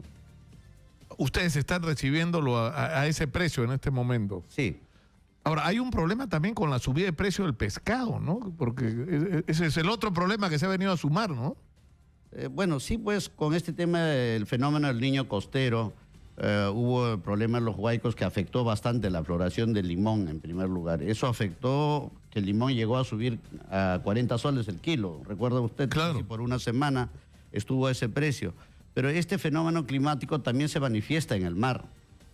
Entonces, hay corrientes de agua y afecta seriamente la pesca artesanal, a pesar de que por ahí un gremio de pescadores han dicho de que este es un buen año pesquero, pero ese es para los industriales, no para la pesca artesanal, porque todos sabemos que cada vez tenemos menos pescado. Ya no hay los mismos pescados que había antes, entonces se está sobrepescando y hay menos pescado y hay más demanda porque cada vez se abren más cevicherías, ¿no? Entonces, incluso el kilo de calamar al día de hoy está a 50 soles en el terminal pesquero. Imagínense, ya comer un chicharrón de calamar ya es un lujo realmente y estamos compitiendo contra mercados internacionales porque en Estados Unidos la libra de calamar está a $4 y acá, imagínense, ¿a qué precio tenemos el calamar? Cada vez tenemos menos pescado, eso sí es preocupante en el sector. Ahora, el éxito del ceviche es increíble, ¿no? Yo hago un programa que se llama Peruanos por el Mundo, que sale por internet en Digital TV Perú, y hemos hecho una nota sobre esta chica Marisabel Goodman, que ha abierto una cevichería en Sao Paulo, que es un éxito, pero así, se vuelven locos los brasileños con el ceviche, como en todos lados, ¿no? Y además hay esa asociación, porque los mexicanos dicen que tienen su ceviche, todos tienen su ceviche, ¿no es cierto? Pero cuando tú asocias ceviche con Perú, la gente sabe que ahí es donde tiene que ir porque ese es el verdadero, ese es el firme. Nosotros como asociación ARMAP estamos hace 10 años siendo prácticamente los firmes defensores de nuestro plato bandera, debido a que hace 10 años la presidenta Michelle Bachelet quiso difundir en eventos gastronómicos internacionales el ceviche de corvina chileno como su plato bandera en el mundo. Nosotros dijimos, no puede ser esto. Nos organizamos, como todos los días nos encontramos con los dueños de las cevicherías en el terminal pesquero, formamos esta asociación y como primer paso nos propusimos hacer un récord Guinness, una noticia que dé la vuelta, al mundo, claro. ¿no? Lo logramos en el Callao, hicimos el ceviche más grande del mundo, récord Guinness, y luego dijimos, hay que institucionalizar el día de nuestro ceviche. Lo logramos, hace poco se ha celebrado, pero nuestro nuevo reto es ir por diferentes países, ya lo venimos haciendo por Chile, con gran suceso el ceviche peruano, de gran aceptación en este hermano país, también por Estados Unidos, por Canadá, hemos estado promoviendo nuestro plato bandera y nuestro nuevo reto es este Perú Fusión, donde están viniendo 3 chefs cocineros peruanos y con 3 chefs cocineros de Argentina, de Bolivia y de Brasil. Y también en respuesta a ello, también vamos a ir al Brasil con nuestro ceviche. Ahora, tú he visto que has traído acá una maravilla, una fuente con... ¿Qué ceviches son esos? A ver, jálalo para acá para que puedas hablarle al micro, Javier. A ver, tenemos acá... Lo que pasa es que el limón no tiene sustituto, pero nuestro país es diverso y tenemos acá unas opciones o unas tendencias de ceviche que no solamente el limón es un fruto cítrico, sino también tenemos el aguaimanto, tenemos el camu camu, tenemos el maracuyá y tenemos la naranja agria. ¿No? Un ceviche a la naranja agria, un tiradito al maracuyá, un ceviche con camu camu y un ceviche de mariscos con aguaimanto. Todos estos frutos le van a aportar color y sabor característico. ¿Y hacen la cocción también o no? Claro. Ese toque... O sea, estos no llevan limón. No, no llevan limón. Ahora vas a poder disfrutarlo con esta cuchara bien peruana que yo le he creado. Por favor. es una cuchara tenedor. Yo soy alérgico a los... a los pescados. No, a los pescados no, a los crustáceos. Felizmente solo a los crustáceos. ¿Cuál de acá es de pescado nomás? Este de acá es de lenguado. Este es un tiradito de qué? De lenguado al maracuyá. Yo creo buenazo, ¿no? Yo creo que esta es la hora del cevichito. Esta es la hora. Esta es la hora del ceviche. Chela, tráete una chela, por favor. Todos los oyentes de Exitosa se van a preparar un ceviche en su casa o acudir a las cevicherías a disfrutar. Qué bueno, ¿ah? Sí, tiene un sabor característico, afrutado, muy agradable. Y eso es lo que nos brinda nuestro país, ¿no? Una diversidad. Claro, porque la fórmula del digamos, la leche de tigre o digamos, ¿cómo se llama digamos, la base para hacer el ceviche? Bueno, tenemos nosotros una salsa cevichera, que por cierto, eso nos brinda la posibilidad de no utilizar tanto limón. Pero también vas a tener un sabor un poco más equilibrado, no tan ácido. ¿Y eso qué lleva? ¿Caldo de pescado? Fondo de pescado le decimos. Fondo de pescado. Fondo de pescado, llevamos bastante apio licuado, ¿no? Coral de camarones, coral de langostinos, y con un poco de pescados se hace un licuado vas a tener una salsa blanca, una salsa cevichera le llamo yo, y eso me brinda la posibilidad de vender 100, 150 o 200 leches de tigre al día, ¿no? Porque si no tendríamos que utilizar mucho limón. Ahora, ¿hay gente que le echa leche, es verdad? ¿O bueno, no? Seguramente hay opciones. Oye, me vas a disculpar. Pero adelante, por favor. Este de acá, también es pescado. A la naranja agria. Este al estilo guachano, Sí. Qué bueno. No hay mucha diferencia, ¿no? Pero... Oye, pero ¿qué tal mano? Porque hay que tener mano también, ¿no? Aquí gracias a uno de mis chefs, Johncito Guamán, de Cevichería Piscis, don Nicolás, gracias. Porque ese es el toque, ¿no? Porque uno puede tener la fórmula, pero si no tienes la mano... La mano. Es una cosa mágica, ¿no? El ceviche tiene esa cosa que tiene que tener un equilibrio entre la frescura de un pescado fresco, no congelado, pescado fresco, sal, cebolla, limón y ají, y que la suma de esos componentes, el resultado sea un sabor característico. A punto, ni más de sal, ni más de limón, ni más de ají, todos juegan perfectamente y ese resultado es lo que le gusta al Perú, le gusta a los televidentes y esa es la propuesta nuestra para cautivar a todos nuestros clientes de Cevichería Pisis, no solamente en San Juan del Lurigancho, donde estamos, sino también en San Miguel, en San Martín de Porres, en Comas. Es una cadena ya. Somos 9 cevicherías. 9 cevicherías. 9 cevicherías Pisis. Ahora, hace 25 años, ¿tú te imaginaste cuando te estabas pateando lata por la Plaza Bolívar, pateando lata? ¿Te imaginaste? Pidiendo reposición. Protestando para que te... La verdad que yo debo ponerle un monumento a Fujimori. Gracias a él. Gracias a que te dejó sin chamba, te abrió. En ese momento, la verdad, me sentí muy mal. Claro. En ese momento me sentí muy mal, pero como todo peruano emprendedor, supe sacar fuerzas y ver en la problemática una oportunidad. Y la verdad que gracias a este plato maravilloso me ha dado las posibilidades de sustentar a mi familia, de estar con mis hermanos, todos en la misma cadena y pronto también ser una franquicia que no solamente esté a nivel nacional, sino ojalá trascender fronteras, buscar otros mercados. Javier Vargas, un hombre exitoso que además convirtió su peor crisis personal en el inicio de una carrera de éxito en la cevichería. Y te felicito sinceramente por lo que estás haciendo en tu restaurante y por estas iniciativas de reivindicar el ceviche peruano y que esto dé la vuelta al mundo como está ocurriendo ya de hecho, ¿no? Sí, nuestra cocina, Nicolás, gracias también a todos los medios de comunicación, a todos los periodistas, al gobierno también que está haciendo mucho, a Mistura también que muestra nuestra gastronomía al mundo, es una gran oportunidad. Está en su mejor momento y yo creo que aquí estamos llamados todos a sumarle calidad, valor agregado a nuestra gastronomía, a nuestra cevichería que antes era una picantería, ahora se llama cevichería peruana, única casi en el mundo. En el Perú solamente hay cevicherías, en el extranjero se llama restaurante. Pero todos estos temas justamente lo vamos a comentar. Quiero en este Perú Fusión, que va a ser en el Club Ancash, que queda en Horacio Urteaga, ahí cerquita del Campo de Marte. Así es. ¿No? ¿Y esto va a ser qué día, perdón?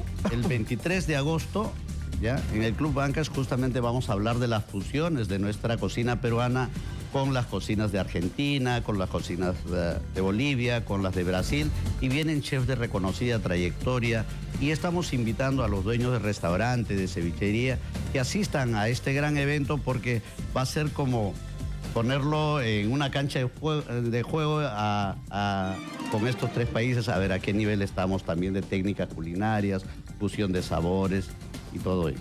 Bueno, muchas gracias una vez más a Javier Vargas por estar con nosotros. Terminamos por el día de hoy. No se pierdan, inmediatamente viene Manuel Rosas, que tiene información de último minuto sobre lo que está pasando. Va a estar con él el profesor Mesa, el dirigente del SUTEP regional de Cusco, que ha sido uno de los que firmó el acta del día de ayer, que ha sido puesta, por lo que nos han contado, como condición para asistir a la reunión con el presidente hoy a las 3 de la tarde. Él va a explicar sus razones y su punto de vista. Esto va a ser en unos minutos, insisto, con el señor Manuel Rosas. Conmigo será hasta mañana. Muy buenas tardes. Muchas gracias.